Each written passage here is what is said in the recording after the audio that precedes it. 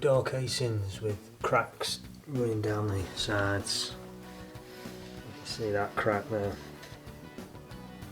and one along the top. Now, usually what it is they've used a nail gun. Over time the wood shrinks back and it usually pops off. So what you need to do is pin it back. Now I put a few pins in there. You might think it's a lot, but it needs a lot to keep it there because there's a lot of movement around door casings.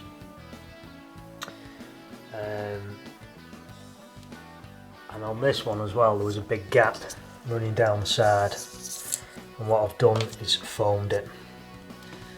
So when that's cut back, you can just put a bit of polyfiller over the surface of the foam, and that is so solid. It's done its job. So once you put your panel pins in, I'll show you in a minute how careful you've got to be, because you make sure you don't damage the wood. These are some I've done earlier, and you punch the heads all the way in so they're underneath the wood by a fraction, and then you fill them, which I've filled halfway up this casing, so that one's done. And I'm halfway down putting the pins in on this casing side, so I'll show you. So using some small panel pins, you don't need anything bigger than that.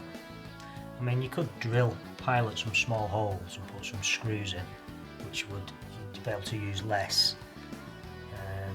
But you know, I've got enough of these. They're cheap enough, and this is the quicker way, really. So when you put your pin on, you've got to be very careful when you're using the hammer not to bang the wood and damage the wood, because then you're just causing yourself more filling, and that's as far in as you want to go. And then you want to get yourself a punch that has got a nice kind of concaved end, so it sits on the head of your nail, and then you punch the nail the rest of the way in, so it's just under the timber. I'll show you that.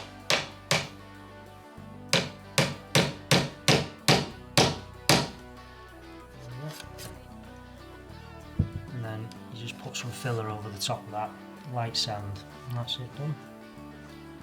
I'll show you how we are.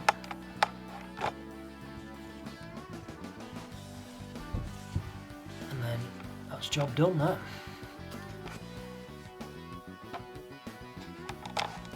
And then if there is any crack left, as you can see on that side, cracks have virtually gone to nothing.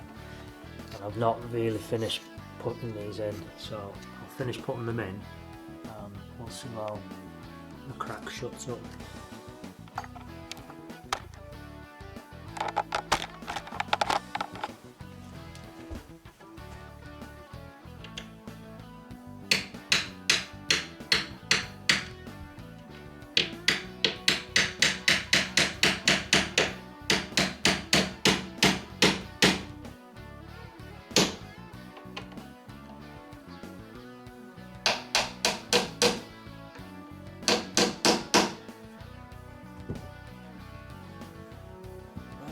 Too bad. Shut up a little bit, but the main thing is it's nice and solid. I mean, that's had a bit of filler around the back in previous times, so it's not shut up as much as that one, because there was no filler down the back end of that one. As you can see, I put the foam in there.